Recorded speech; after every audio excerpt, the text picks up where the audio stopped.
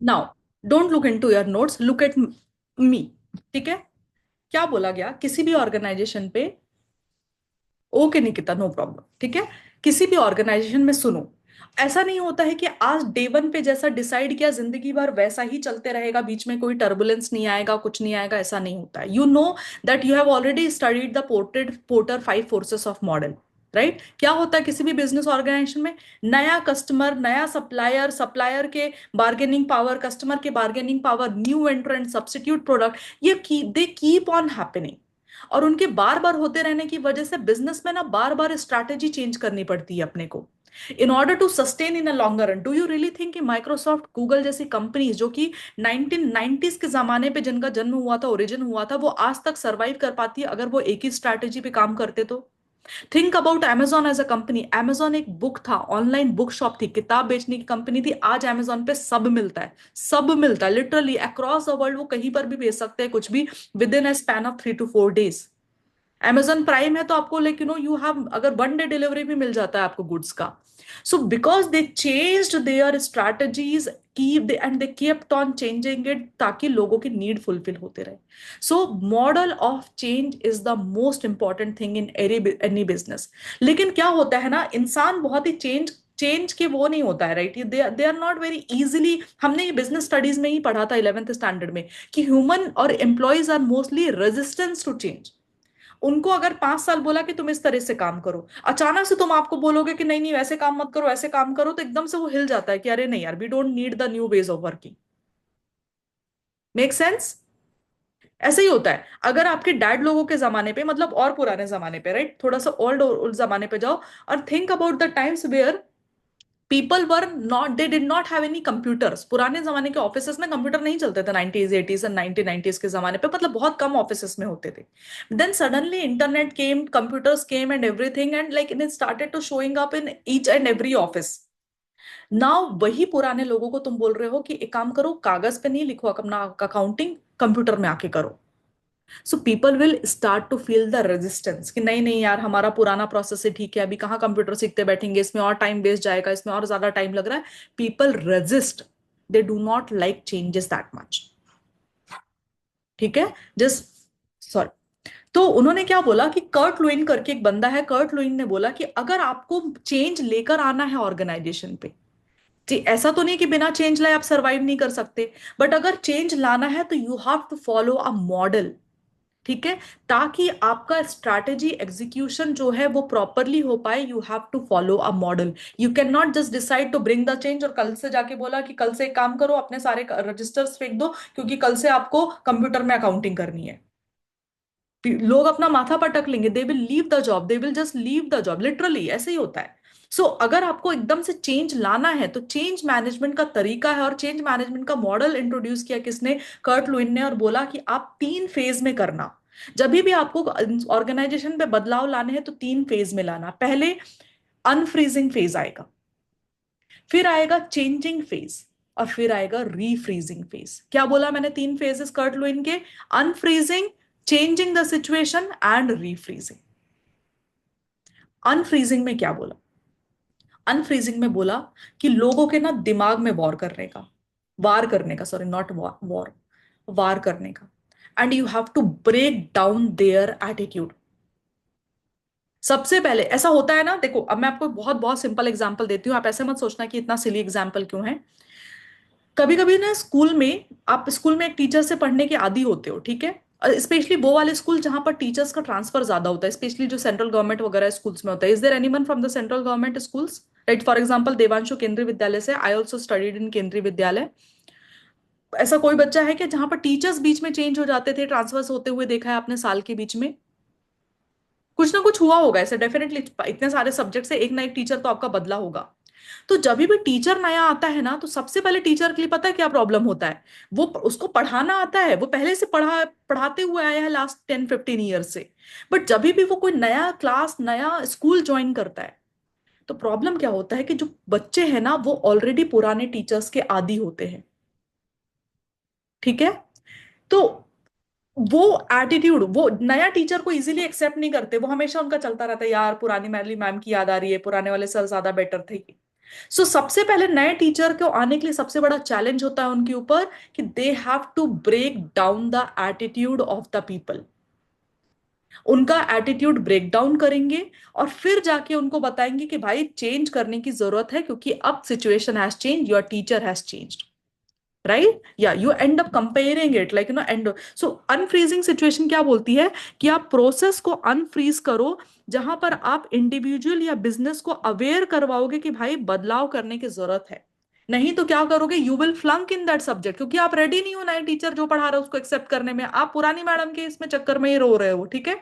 So you have to unfreeze the process so that individual and business become aware कि भाई change लाने की necessity है, and it will prepare them for change. ठीक है? इसमें ना, इसमें आपके पुराने टीचर का भी हाथ होना चाहिए था। पुराना टीचर एकदम से छोड़ के नहीं जाना चाहिए कि तो एकदम से बच्चों को शॉक में डाल दे। whenever the teacher is leaving they have to tell कि बॉस मेरा ट्रांसफर दूसरे स्कूल में हो रहा है, दूसरे सिटी में हो रहा है, I am moving out, so because of that I will not teach after 2 months, 2 साल के 2 महीने के बाद में आपका नया टीचर आ जाएगा। So your brain will already process कि हाँ ठीक है, अभी दो महीने में मैडम जाने वाली है। So it is like, it is they will already start to break down the attitude, people will like हाँ ठीक है, they will start to accept that and they will start to prepare themselves for that change. तो Kurt Lewin क्या बोलता है? Kurt Lewin बोलता है कि बाबा सुनो, he proposes that change should not come as a surprise. आप अचानक से पढ़ा रहे हो, 8 महीने पढ़ा रहे हो, एकदम से बच्चे को बोले टाटा बाय बाय, कल से दूसरा टीचर आएगा, बच्चों को कितना हर्ट होगा एकदम से। So change should never come as a surprise to the employees of the organisation. ठीक है? सो अनफ्रीजिंग फेज में क्या होता है, breaking down of the old attitude and behaviour so that नए तरीके से शुरुआत की जा सके, so that they can start afresh. Organisation can achieve this, कैसे कर सकती है कोई भी बिजनेस ऑर्गेनाइजेशन अनफ्रीजिंग फेज को कैसे अचीव कर सकती है? टाइमली अनाउंसमेंट करके, एम्प्लॉयज के साथ में मीटिंग करके, और उनको ये आइडिया प्रमोट करके कि भाई बदलाव चाहिए है। Make sense? Now it is very logical when you connected with your school example. अभी ये लर्न करो फटाक से फॉर 4 पॉइंट जो भी है इसके, ठीक है? और आपको आपके बुक्स में ऐसे ही कंटेंट मिलेगा, मैंने सिर्फ उसको सेंटेंसेस छोटे करके लिखे हैं, ठीक है? जस्ट एक बार रीड थ्रू करो, मैं फटाफट नहीं जाऊंगी क्योंकि आपको याद यही करना है, you will not get time to revise it later, so learn it now only. Quickly revise करूं मैं फर्स्ट फेज को, अनफ्रीजिंग को। कर्ट लुइन करके एक बंदा आया और उसने बोला कि देखो, बिजनेस में चेंजेस तो आते रहेंगे और चेंज को एक प्रोसेस की तरह ट्रीट करो। कभी भी अगर आपको चेंज बदलाव लाना है तो एक प्रॉपर स्ट्रैटेजी फॉलो करो। एंड मैं आपको बताता हूँ 3 फेजेस में करना चेंज को, तो आपका चेंज मैनेजमेंट एकदम बढ़िया होगा। पहला फेज एक लेकर के आना अनफ्रीजिंग का। अनफ्रीजिंग में क्या करना, अपने बिजनेस में ऑर्गेनाइजेशन पे start to have the announcements and meeting with the employees and already tell them कि भाई कुछ चेंजेस करना है प्रोसेसेस में, या कुछ ना कुछ चेंजेस आने वाले हैं, राइट? अगर सपोज आपका मर्जर हो रहा है, सपोज डी मर्जर हो रहा है, इस टाइप के बिजनेस डिसीजंस हो रहे हैं, तो please tell this to your employees much more in advance by taking और holding up the meetings with them. ठीक है? सो अनफ्रीजिंग इज अ प्रोसेस जहां पर आप क्या करते हो, इंडिविजुअल्स एंड बिजनेसेस, किसी भी व्यक्ति को या पूरे ऑर्गेनाइजेशन को एक साथ बताते हो कि भाई नेसेसरी है, it is now necessary to bring the change and I am preparing you for this change.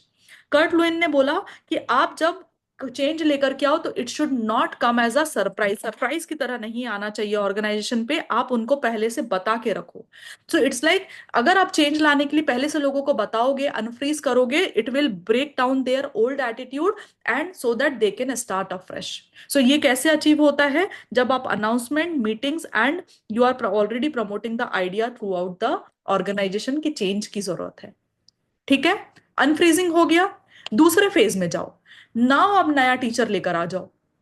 नया टीचर आ गया, अब नया टीचर आ गया मतलब आप बोल रहे हो कि अभी ये बदलाव हो गया, नया टीचर सिर्फ आया है, आपको आदत नहीं लगी है नए टीचर की, you are changing it to new situation is a second phase, जहां पर आपको नए टीचर की आदत लगाई जाएगी।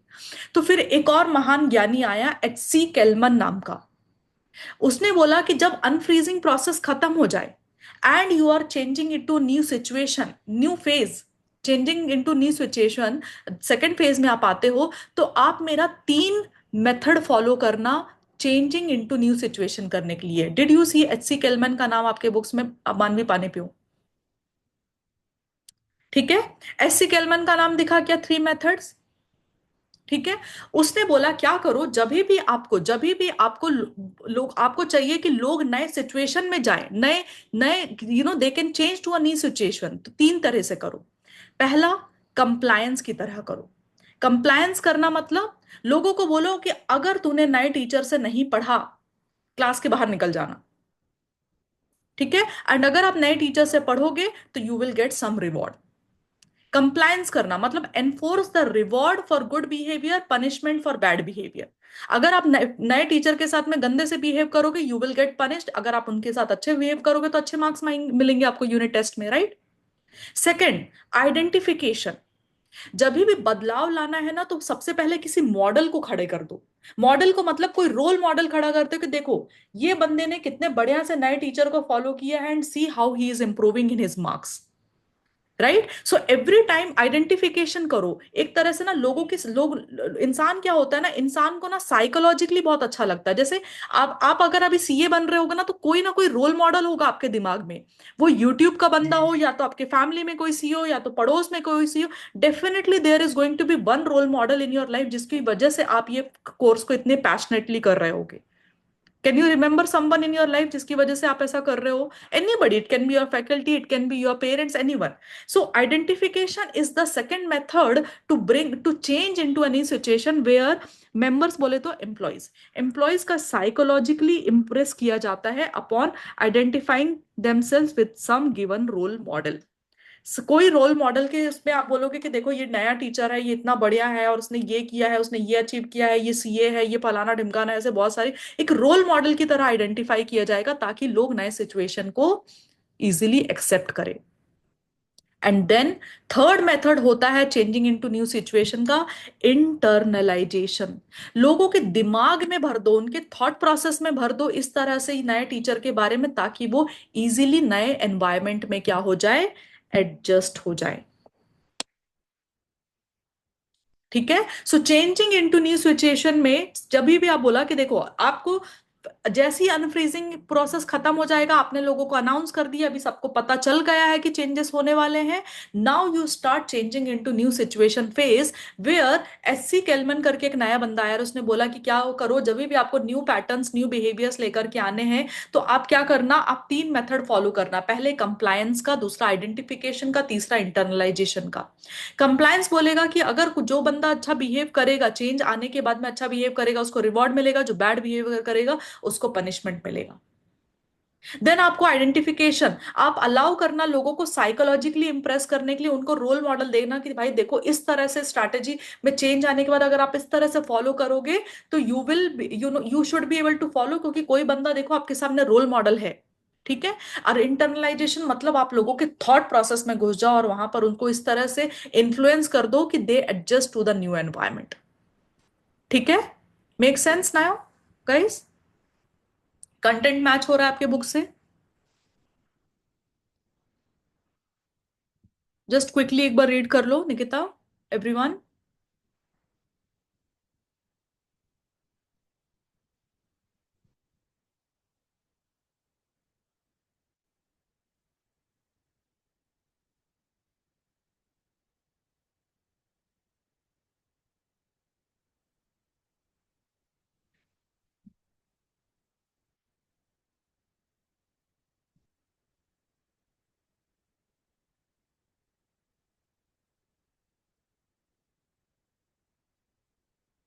Now come the last phase. अभी नया टीचर आ गया, बच्चों को पता भी चल गया कि भाई अच्छे से पढ़ेंगे तो पनिशमेंट नहीं मिलेगा, अच्छे से नहीं पढ़ेंगे तो पनिशमेंट मिलने वाला है। They already see the new teacher as their role model, उनके दिमाग में भी अभी भर दिया गया है कि भाई नया एनवायरनमेंट से एडजस्ट हो जाओ। अब आता है third phase which is called as refreezing phase. क्या बोला जाता है? रीफ्रीजिंग फेज। रीफ्रीजिंग कब बनता है? जब नया टीचर लोगों को अपना लगने लगे कि भाई यही टीचर है हमारे लिए, अब ये नॉर्मल हो चुका है, अब उनको पुराने टीचर की याद आनी बंद हो गई है। ठीक है, so the refreezing phase occurs in a business when the new behaviour becomes their normal way of life. This is necessary ताकि परमानेंट एंड सक्सेसफुल चेंज लाया जा सके। ठीक है, अदरवाइज फिर बच्चे वही तड़पते रहेंगे पुराने टीचर के लिए, तो हो गया पूरा क्लास पूरा सेशन बर्बाद। ठीक है, ईयर एंड पे as I am giving you easy example, but this is how it will happen, right? If you do not accept to the new new situation and आप उसको अपना नॉर्मल वे ऑफ वर्किंग नहीं बनाओगे, तो आप भी परेशान होगे और ऑर्गेनाइजेशन का गोल तो वैसे भी अचीव नहीं हो रहा है, राइट? आपकी इस बिहेवियर की वजह से। So this is the Kurt Lewin model of change.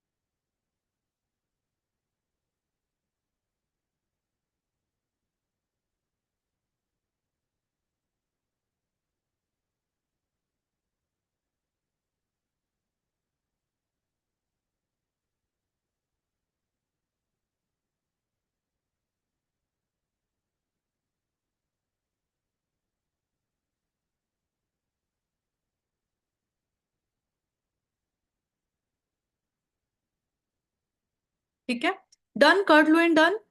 Now come to another important topic, change management के अंदर ही है कि जब चेंज आया ना, तो चेंज आया डिजिटल ट्रांसफॉर्मेशन के थ्रू, राइट? आपको एक टॉपिक मिलेगा डिजिटल, मतलब स्ट्रैटेजिक चेंज बिजनेस में आ रहा है because of the digital transformation. मैंने आपको जो बेसिक एग्जांपल दिया ना कि 1890s के जमाने पे आपके पेरेंट्स ग्रैंड पेरेंट्स के टाइम पे क्या हुआ होगा, वो लोग फिजिकली काम करने के आदी होंगे, फिर बाद में उनके सर पे कंप्यूटर लाके फेंक दिया। कंप्यूटर लाके फेंकना itself is a digital transformation उस जमाने के हिसाब से। आपके जमाने में डिजिटल ट्रांसफॉर्मेशन इज डिफरेंट। आपके जमाने पे आप पैदा ही इंटरनेट के साथ में हुए थे, तो that was not a digital transformation for you. Digital transformation were for you was a AI introduction, जहां पर आपके लेवल का थिंकिंग आर्टिफिशियल इंटेलिजेंस ने करना चालू कर दिया, ChatGPT, all the AI features that you have in your phone now. This is the digital transformation for you. Internet was not a transformation, आप पैदा ही इंटरनेट के जमाने पे हुए हो, right? All of you, mainly late like early 2000 के kids हो, all of you, right? So this is how the digital transformation you should consider. Think from a business point of view, कि business में कोई organisation पुराने तरीके से काम करते आ रहा था 100 साल से, अचानक बोला कि अब पूरे ऑर्गेनाइजेशन को क्या करेंगे, डिजिटली ट्रांसफॉर्म करेंगे, आर्टिफिशियल इंटेलिजेंस यूज करेंगे, बॉट्स टेक्नोलॉजी यूज करेंगे। अब हम कोई नहीं बैठाएंगे कॉल सेंटर में, कोई बैठ करके आंसर नहीं करेगा, बॉट बैठाएंगे आर्टिफिशियल इंटेलिजेंस के थ्रू। कोई भी कस्टमर को प्रॉब्लम है, बॉट से ऐसे ही होता है। जब आप आईआरसीटीसी की वेबसाइट पे जाते हो तो वो रिया विया बॉट जो भी आता है, किसी और भी वेबसाइट पे जाते हो तो साइड में एक छोटा सा डायलॉग बॉक्स ओपन होता है और आपको उसको लिखना पड़ता है अपना क्या प्रॉब्लम है, और you select the problems over there, फिर आपको बदले में आंसर आता है। कभी देखा है वेबसाइट में ऐसा? राइट हैंड साइड में छोटा सा डायलॉग बॉक्स आता है, hi Nita, hi Priya, this in that, I am this, can how can I help you. That is a bot technology. वहां पर उन्होंने बोट इंक्लूड कर दिया है उनके वेबसाइट में, ताकि आप उसके अंदर दो चार सवाल पूछो और आपको डायरेक्टली वो बता दे कि आपको यहां पर जाना है। आजकल तो एक कोई वेबसाइट मैंने देखा जहां पर बच्चे किताबें खरीदते सीए की, वहां पर भी वैसे ही होता है कि कौन सा अटेम्प्ट है, कब देना है, कौन सा उसमें है, there also you can actually select and find out कि कौन सा कोर्स आपके लिए अवेलेबल है। ठीक है, so this is all the digital transformation. So अगर कोई ऑर्गेनाइजेशन पे डिजिटल ट्रांसफॉर्मेशन हो रहा है और उसमें स्ट्रैटेजिक चेंज हो रहा है थ्रू डिजिटल ट्रांसफॉर्मेशन, मतलब उसका क्या हुआ, that the organisation is using the digital technology to develop fresh improved and entirely new procedure goals and services. And organisation क्या कर रही है, डिजिटल ट्रांसफॉर्मेशन को यूज करके अपना नया बिजनेस प्रोसेस बना रही है, नए सेट ऑफ गुड्स बना रही है, नए सेट ऑफ तरीके से अभी सर्विसेज प्रोवाइड करने वाली, एंटायरली न्यू। मतलब गुड्स वही हैं, सर्विसेज वही हैं, लेकिन अभी वो डिजिटल टेक्नोलॉजी यूज करके अब उनको प्रोड्यूस किया जाएगा, वो सर्विस को दिया जाएगा, और प्रोसेस में भी बहुत ज्यादा डिजिटल ट्रांसफॉर्मेशन इंक्लूड कर दिया जाएगा। सो it is like businesses are using the digital technology to develop और टू डेवलप फ्रेश इंप्रूव्ड या तो फिर entirely new procedure goods and service. अब आपको मालूम है ब्लिंकिट जेप्टो चलते हैं। पुराने जमाने में, आप पुराने जमाने मतलब आज से 5 साल पहले, अगर आपको सब्जी खरीदना है तो आपको अपने घर के नीचे एटलीस्ट ठेले वाले के पास तो भी जाना पड़ता होगा, या ठेला वाला घर के पास में आता होगा, लोगों को घर से उतरना पड़ता होगा। अभी ऐसा कुछ नहीं होता है। अभी grocery is delivered in 10 minutes आपके घर के बाहर डोर पे, स्पेशली अगर आप मेट्रो सिटीज में रहते होगे तो, राइट। तो यू कैन सी कोई है यहाँ पर मतलब वो यूज्ड जेप्टो, ब्लिंकिट, ये सारे फैसिलिटीज। मेरे होम टाउन में ऐसा कुछ नहीं होता है। I am from Madhya Pradesh, Katni करके एक छोटा सा शहर है, मैं वहां से हूँ। वहां पर ऐसा चीज नहीं है, लेकिन हाँ वहां पर ये जोमेटो वगैरह से वहां पर खाना आ जाता है। सो जोमेटो से you can like order food, like half an hour में आपके घर पे खाना आ जाता है वहां पर, राइट। सो बट बड़े सिटीज में अभी जेप्टो इस टाइप की within 10 minutes, within 10 to 15 minutes Blinkit विंकिट आपको जो ऑर्डर करना है वहां से आ जाता है। So this is a digital transformation. काम वही हो रहा है। इंसान खा अभी भी लाइक ग्रोसरी किराना ही खरीद ले रहा है, सब्जी ही खरीद रहा है, but the way the service is delivered has changed a lot. Come time पे आपको वही सर्विस प्रोवाइड हो जाती है। So this is how digital transformation helps any business. लेकिन जब भी ट्रांसफॉर्मेशन आ रहा है तो सबसे बड़ा मुद्दा होता है ट्रांसफॉर्मेशन, डिजिटल ट्रांसफॉर्मेशन लाया कैसे जाए। सो डिजिटल ट्रांसफॉर्मेशन के अंदर ही मीनिंग के बाद दूसरा टॉपिक होगा चेंज मैनेजमेंट का।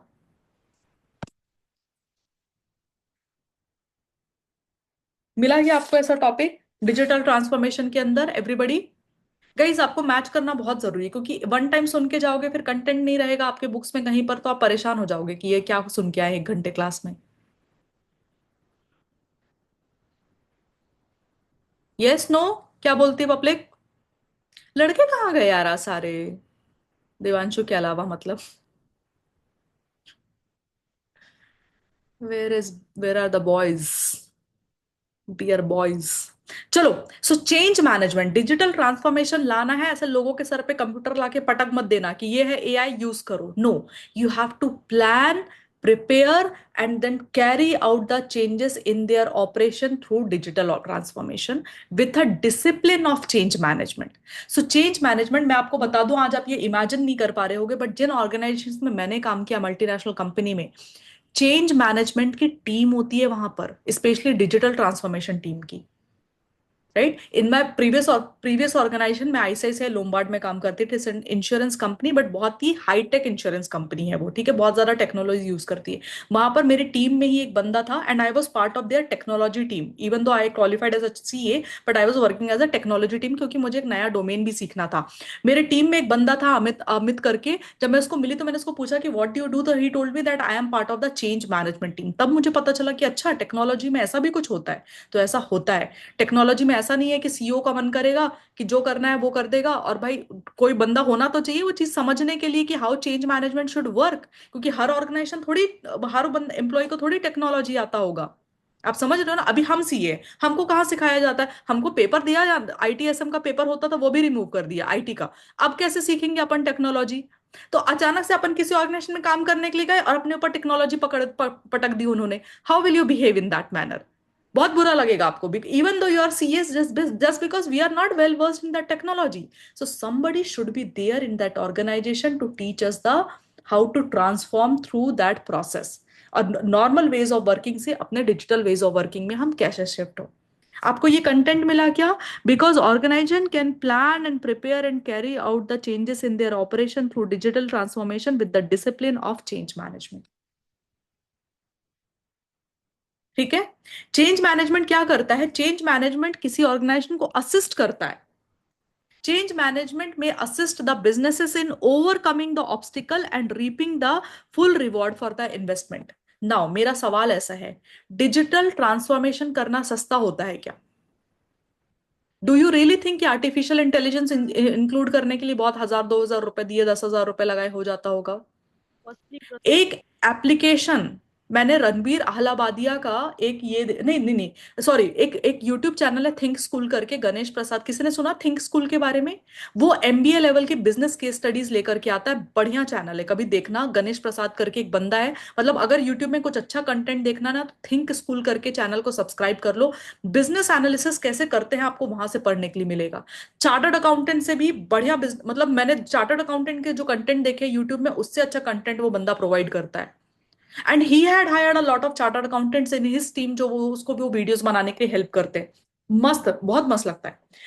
उस बंदे के एक पॉडकास्ट में उसने बताया था, जो दो दूसरे कुछ टेक लोगों को बुलाया था उसने पॉडकास्ट में, और उन्होंने बताया था कि किसी भी कंपनी को, आप ऐसे बहुत सारे एप्लीकेशंस देखते होंगे, दुनिया भर के हजारों लाखों एप्लीकेशंस है अभी आपके फोन पे। एक सिक्योर्ड एप्लीकेशन बनाने के लिए मिनिमम खर्चा 50 लाख से 1 करोड़ के बीच में आता है। हमको लगता होगा कि एप्लीकेशन, कोई लोग बोलते होंगे ना, मैं 5 हजार में 10 हजार में एप्लीकेशन बना के दे देता हूँ। वो सब फ्रॉड एप्लीकेशन है। कोई भी आके उनको हैक कर सकता है, कोई भी कस्टमर का डेटा चुरा सकता है, कोई भी जाकर के वो बैंक अकाउंट डिटेल्स चेक कर सकता है, कोई भी आके प्रोडक्ट डिटेल्स चेक कर सकता है। इस तरह से वो अनसिक्योर्ड वल्नरेबल होते हैं वो सस्ते वाले एप्स। अगर आपको सिक्योर्ड ऐप बनाना है, वर्ल्ड वाइड लोगों को जलाना है, उतना सारा सर्वर डेटा आपको मेंटेन करके रखना, you will have to invest. Okay Manavi, you will have to invest so much of amount into that. ठीक है। सो ये पढ़ क्यों रहे हैं? क्योंकि ये बहुत बड़ा ऑब्स्टिकल है। जब भी डिजिटल ट्रांसफॉर्मेशन आता है तो ऑर्गेनाइजेशन इजीली नहीं कर पाती है। तो चेंज मैनेजमेंट वो प्रोसेस है जो बिजनेस को अपने ऑब्स्टिकल से बाहर आने के लिए हेल्प करता है। एंड जो भी खर्चा लगाया जा रहा है वो डिजिटल ट्रांसफॉर्मेशन करने के लिए, उसके बदले में फुल रिवॉर्ड या आरओआई मिलना चाहिए, वो चेंज मैनेजमेंट इंश्योर करके देता है। Did you get this content change management वाला गाइस इन योर बुक्स? इतना याद कर पाओगे? Just highlight all the keywords. और कुछ डाउट है तो पूछो मुझे वहां पर।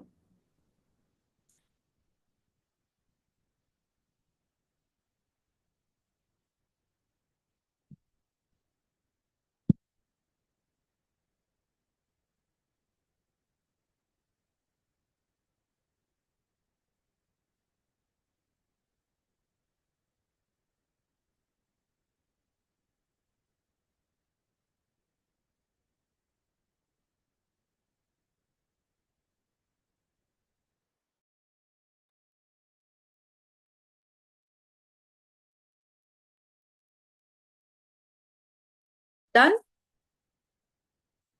लास्ट एक टॉपिक दिखेगा strategic change to digital transformation के अंदर, कि डिजिटल ट्रांसफॉर्मेशन के एलिमेंट्स क्या होते हैं। स्ट्रैटेजिक चेंज की या change management process and digital transformation के एलिमेंट्स क्या होते हैं? मिला क्या ऐसा टॉपिक आपको? ठीक है। यस दी। हाँ, बढ़िया।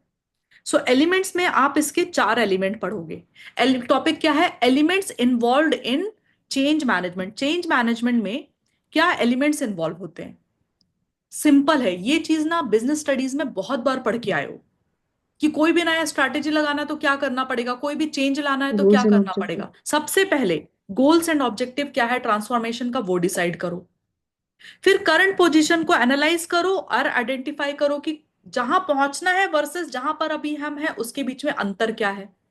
फिर रोड मैप क्रिएट करो कि वहां तक पहुंचा कैसे जाएगा। एंड फिर स्ट्रैटेजीज इंप्लीमेंट करो और मैनेज करो चेंज को इस तरह से, ताकि ऑर्गेनाइजेशन के हर एक लेवल पे चेंज को इस तरह से इंप्लीमेंट करो ताकि जो अल्टीमेट गोल है वो अचीव हो जाए। वैसे ही होता है, 15 दिन में एग्जाम है। सबसे पहले आप गोल बनाओ कि हर सब्जेक्ट में कितने कितने मार्क्स लाने। फिर आज इस स्टेज पे किस स्टेज पे हैं, और गैप आइडेंटिफाई करो कि भाई लाना 50 नंबर है लेकिन आज अपन जिस हिसाब से पढ़ रहे हैं अपने को 35 नंबर भी आना मुश्किल है। आइडेंटिफाई द गैप, वो 15 मार्क्स का।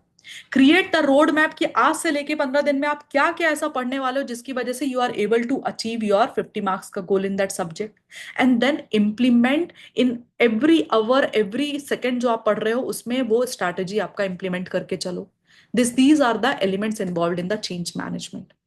ठीक है, इतना ही छोटा क्वेश्चन आएगा, आप उसको इसमें बहुत ज्यादा एक्सप्लेन नहीं करना है। छोटू सा क्वेश्चन है बट अगर आएगा तो आप ध्यान रखना, elements involved in change management.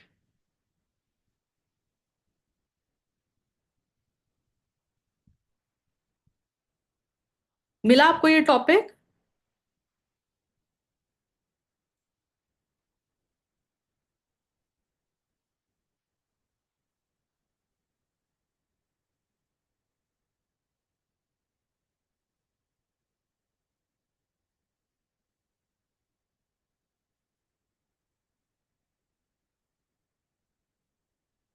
I want to take a last question for the day of change management.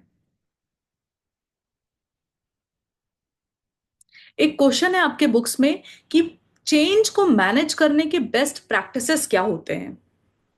ढूंढो। यही डिजिटल ट्रांसफॉर्मेशन के अंदर ही है, उसी के नीचे ही आपको मिल मिल गया। मिल गया ना? प्रिया, देवांशु, एवरीबडी, मीरा। मिल गया। दीपांकर, शगुन, राम। राम तो एकदम शांति हो गया है। कार्तिक। मिल गया मैम। कूल। सो ये टॉपिक क्या है कि भाई देखो, आपको आपको लगता है क्या दुनिया में सिर्फ एक ही बिजनेस ऑर्गेनाइजेशन काम कर रही है? नहीं। There are thousands lakhs of organization, business organization, big or organization, small enterprises working across the world। ठीक है। बिजनेस में चेंजेस तो सबके होते हैं, स्ट्रैटेजी चेंजेस सबके हो रहे हैं। तो भाई आप कैसे कोशिश कर वो अगर सोच, मेरा बिजनेस है, मेरा कोचिंग का बिजनेस है, और मुझे कोई मेजर ट्रांसफॉर्मेशन लेकर के आना है। अभी मैं सिर्फ ऑनलाइन ऑपरेट करती हूँ, मैं फिजिकल क्लास भी चाहती हूँ। ठीक है, मैं चाहती हूँ कि मेरे 2-3 सेंटर्स खुल जाए मुंबई में, जहां से मैं ऑपरेट करूं। Now this is a big change for me. So how do I know कि ये चेंज मुझे करना कैसे है? पता चला मैं इस तरह से ये फिजिकल ये करने में चले गए, 2-4 लोग आए, मुझे स्कैम करके चले गए रेंट के नाम पे। कोई फैकल्टीज मुझे स्कैम करके चला गया, पहले बोले पढ़ाएंगे पढ़ाएंगे, फिर बाद में पैसा लेके भाग गए, अभी पढ़ा नहीं रहे।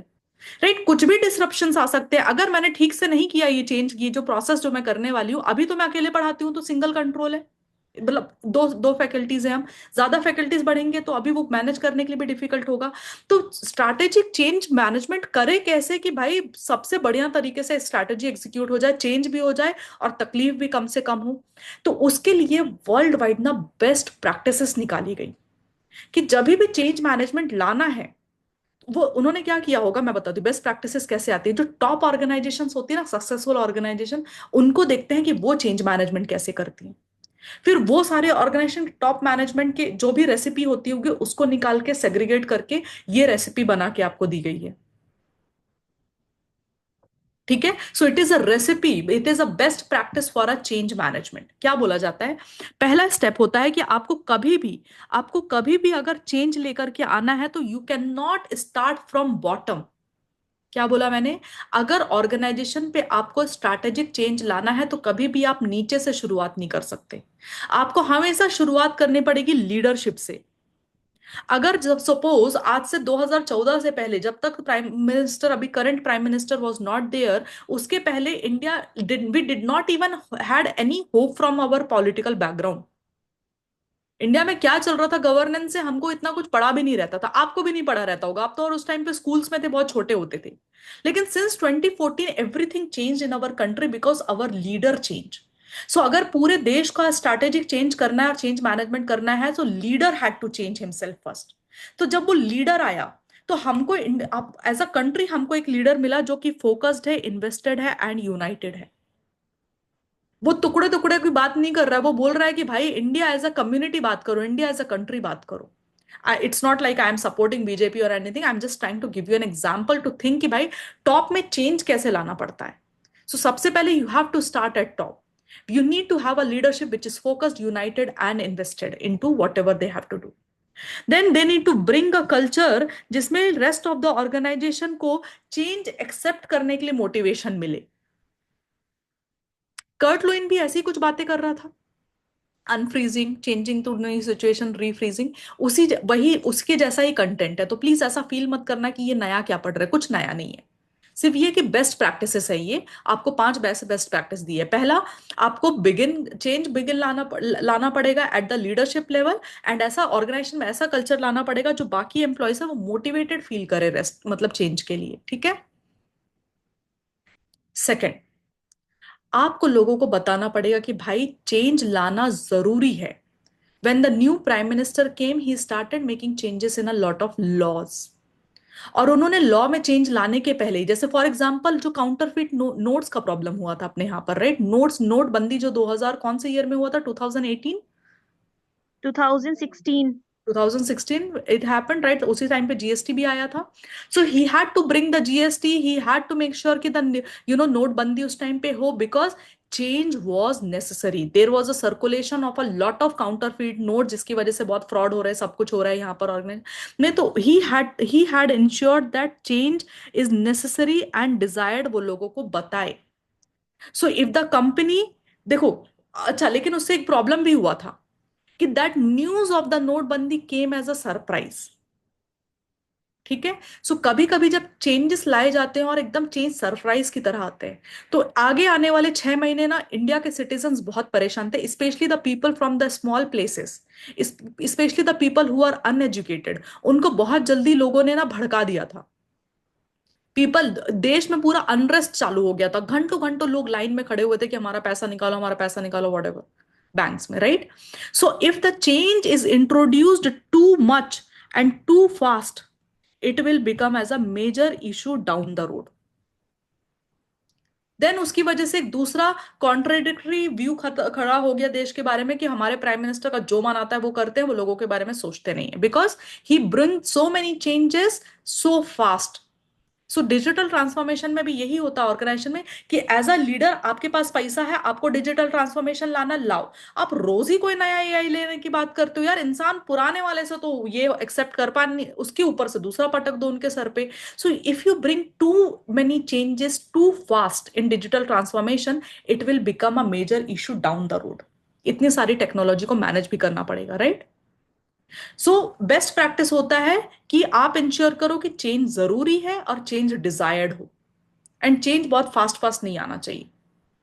देन वर्क प्लेस में सबसे बड़ा प्रॉब्लम है, जैसे ही आप चेंज बोलोगे कि देखो डिजिटल ट्रांसफॉर्मेशन आने वाला, तुरंत लोगों के कान खड़े हो जाएंगे, अरे तेरा जॉब खतरे में, अरे हाँ, आपको ऐसे आर्टिकल्स आते हैं, will AI replaces human beings in the organisation, ऐसे आते आते हैं हैं ना मैम। बहुत आर्टिकल्स। यस जी। वही चालू है पूरे इंटरनेट में, वही भरा पड़ा है, will AI replace the CS require. अरे यार, सबको नौकरी मिलेगी, सब कमा खा रहे हैं, कोई दिक्कत वाली बात नहीं। ठीक है, लेकिन ऐसे इंट्रोड्यूस करते हैं कि ओ माय गॉड, मतलब अब तो सब एकदम बेहाल ही हो जाएंगे, जॉबलेस ही हो जाएंगे लोग। ऐसा कुछ नहीं होता है। वी आर ह्यूमन बींग्स नहीं, एआई बनाया, ह्यूमन विल डिसाइड कि कितना एआई को यूज करना है। एआई इसलिए बनाया गया ताकि जो रिडंडेंट टाइप के, बोरिंग टाइप के जॉब है, कॉपी पेस्ट वाले, वो एआई करेगा, हम स्मार्ट मूव्स लेंगे। ठीक है, हम डिसीजन मेकिंग में हेल्प करेंगे ऑर्गेनाइजेशन को। सो बेस्ट प्रैक्टिस होता है चेंज मैनेजमेंट का, डिस्रप्शन को रिड्यूस करो वर्क प्लेस पे। नहीं तो एक आपने गलत स्ट्रैटेजी अनाउंस कर दी या बहुत जल्दी स्ट्रैटेजी अनाउंस कर दी बिना सोचे समझे, लोग बगावत पे खड़े हो जाते हैं। पुराने जमाने में मूवीज में देखते हो, लेबर यूनियन हमेशा ऐसा रोड में खड़ा हो जाता था कि नहीं करेंगे प्रोडक्शन, वैसा होता है वर्क प्लेस में कम से कम डिसरप्शन हो, आपको ये इंश्योर करना है। धरना देने लगते थे। Exactly. So it is crucial to see how changes affect the staff employees. आप ऐसे भूल नहीं सकते कि भाई चेंज लाने के बाद एम्प्लॉयज गए भाड़ में, no no no, you have to see how the change effects the employees. ठीक है। अब इसके अंदर ना आपको एक छोटू सा क्वेश्चन मिलेगा, can you please confirm to me कि आपको छोटा सा क्वेश्चन मिला है कि नहीं मिला है।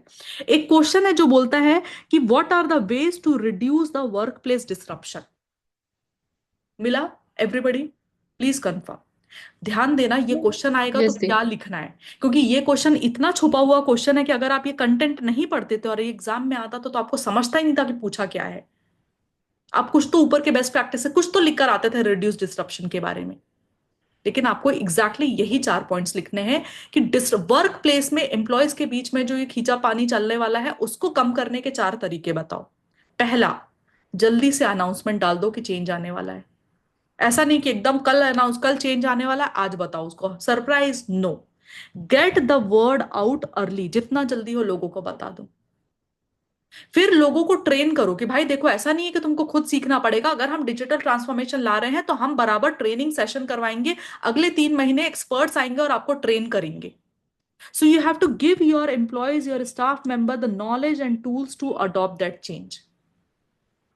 फिर इस तरह का एनवायरनमेंट क्रिएट करो कि लोगों को लगे हाँ हाँ, ये चेंज ट्रांसफॉर्मेशन जरूरी था। ठीक है। एंड अगर आप डिजिटल ट्रांसफॉर्मेशन ला रहे हो तो उस कंपनी का सबसे बड़ा ऐसा कौन सा डिपार्टमेंट है जो आपके साथ होना चाहिए। एज अ लीडर, अगर कंपनी में आप डिजिटल ट्रांसफॉर्मेशन ला रहे हो तो आपको लगता है कौन सा ऐसा डिपार्टमेंट है जो बहुत इंपॉर्टेंट रोल प्ले करेगा यहां पर। IT department. IT department of the company, क्योंकि डिजिटल ट्रांसफॉर्मेशन है ना भैया मेरे, हम फाइनेंस के लोग थोड़ी करेंगे डिजिटल ट्रांसफॉर्मेशन, आईटी डिपार्टमेंट वाला बंदा हेल्प करेगा ना। So please make sure to reduce the workplace disruption, you have to ensure that the IT department is informed of change in technology. पता चला उसको ही नहीं बताया, ऊपर से जाके अनाउंसमेंट कर दिया, आईटी डिपार्टमेंट बोल रहा है आप जाओ खुद कर लो, मैं नहीं करूंगा। ठीक है, ऐसा नहीं होता है, लेकिन मतलब I am just telling you कि ह्यूमन बींग्स कैसे बिहेव करते हैं उसकी वजह से। ठीक है, so you have to reduce the description, and reduce description के अंदर ये जो मैं HQ मार्क करती हूँ ना ऑडिट और SM में, these are the hidden question, जहां क्वेश्चन के अंदर क्वेश्चन छुपा रहता है और अपने को मालूम नहीं रहता है। ठीक है, now begin eight top, ensure change is necessary, reduce the description. 3 best practice हो गए, अभी 2 बचे। दो में से पहला बोलता है, दो में से पहला है मतलब फोर्थ वन बोलता है कि कम्युनिकेशन के थ्रू एनकरेज करो, क्रिएट द चैनल्स, लोगों को बताओ। जैसे आपको मालूम है ICI कोई भी नया चेंज लाना था तो सबसे पहले स्टूडेंट जनरल में लेकर के आ जाता है, स्टूडेंट जनरल में उसका डिस्कशन करता है, सेमिनार जो नेशनल कॉन्फ्रेंसेस वगैरह होते हैं ना उसमें अनाउंस कर देता है, वेबिनार्स रखता है ICI ताकि लोगों को पता चले उसके बारे में। ठीक है, हर ऑर्गेनाइजेशन को ऐसा ही करना पड़ता है। You have to create the channel so that worker can contact you for the queries and complaints.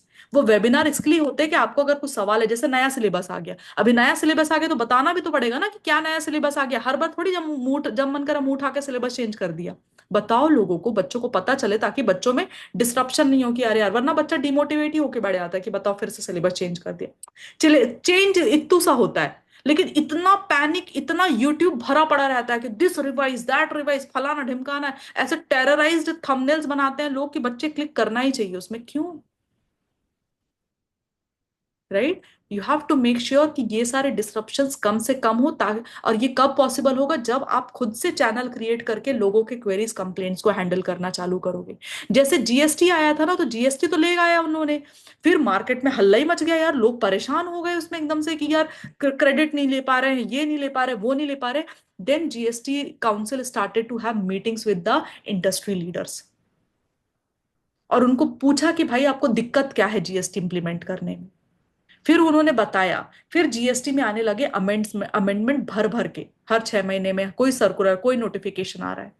वो इसके लिए आया जाता है कि ताकि लोगों के प्रॉब्लम्स कंप्लेंट्स को डील किया जाए। So you have to encourage the communication as an organisation leader, please ensure that. And the last step is, make sure करो कि ये जो चेंज आपने लेकर के आया है, याद करो वो फ्रीजिंग वाला सिचुएशन क्या था। आप मेक श्योर करो कि जो चेंज आया है वो अभी न्यू वे ऑफ वर्क बन जाए, न्यू वे ऑफ लाइफ बन जाए। तो similarly here you have to recognise that ये चेंज चेंज जो आया है ये एक नॉर्म है, ये कोई एक्सेप्शन नहीं है कि 100 साल में एक बार आएगा कोविड की तरह। This is a norm, it will keep on happening. So every employee should have the ability to continuously initiate and respond to these changes। ठीक है, you have to make sure that change एक मतलब normal way, custom में आ जाए, आपके norm में आ जाए, exception की तरह नहीं लगे कि अरे यार देखो क्या। एक्चुअली अपने को आदत ही हो गई है ICI इतने अमेंडमेंट्स ला सकते तक ना, कि अभी ICI का अमेंडमेंट कभी भी अपने लिए सरप्राइज नहीं रहता है, रहता है क्या? नहीं, इतने हर 6 महीने में तो कुछ ना कुछ चेंज करते हैं, तो it has become a norm for us कि हाँ ठीक है, अमेंडमेंट आया ना, लाओ दो भेजो हम पढ़ लेंगे। राइट, एग्जैक्टली वैसे ही एटीट्यूड है अपना ICI के प्रति। So this was the last question for the day. I have tried to covered Kurt Lewin leadership style, and Kurt Lewin के चेंज मैनेजमेंट के अंदर ही डिजिटल ट्रांसफॉर्मेशन के 2 से 3 क्वेश्चंस मैंने हैंडल किए हैं। Will you promise to me that you will study rest of the concept इस ये वाले टॉपिक के अंदर? मैं ये नहीं बोल रही कि पूरा चैप्टर 5 पढ़ो, सिर्फ चेंज मैनेजमेंट पढ़ के आना, लीडरशिप स्टाइल पूरा पढ़ के आना। अब अपने मार्क्स नहीं जाने चाहिए, और चांसेस है कि ये 2 टॉपिक में से एक क्वेश्चन पूछ ही लेगा। 2 से 3 क्वेश्चन पूछते हैं हर चैप्टर में से। ठीक है, तो चांसेस है कि इसमें से भी आ जाएगा, आपको आएगा ही। मतलब अपन ऑर्गेनाइजेशन स्ट्रक्चर बाकी भी पढ़ेंगे, ऑर्गेनाइजेशन स्ट्रक्चर पढ़ना है अपने को, कंट्रोल्स पढ़ना है, ये सब चीजें पढ़ेंगे, लेकिन इतना आप कवर करोगे। ठीक है, क्लास 3 ठीक था, बढ़िया था, चीजें समझ में आई, you were able to correlate. Yes, the ठीक है, I just hope that you like the class, and please be here tomorrow also. 10 बजे आ जाओ, 10 से 12:30 बजे तक जितना होगा मैं कवर करूंगी। 2 से 3 दिन बस मेरे को मैक्सिमम चाहिए था, उसके बाद then I will relieve you guys, then you can cover your chapter 2, chapter 3 and chapter 4 बचा हुआ। ठीक है, SM का कवर हो जाएगा, and then those who are in the audit class also see you at 4 o'clock। चलेगा? All right, have a nice day guys, have a really nice day, bye. जरूर study करना, पढ़ाई करो, एंड अच्छे से कंप्लीट एवरीथिंग, जितना भी आप पढ़ रहे हो रिवाइज करके खत्म करो। कॉस्ट FM पे भी ध्यान दो। ठीक है, सी यू, बाय।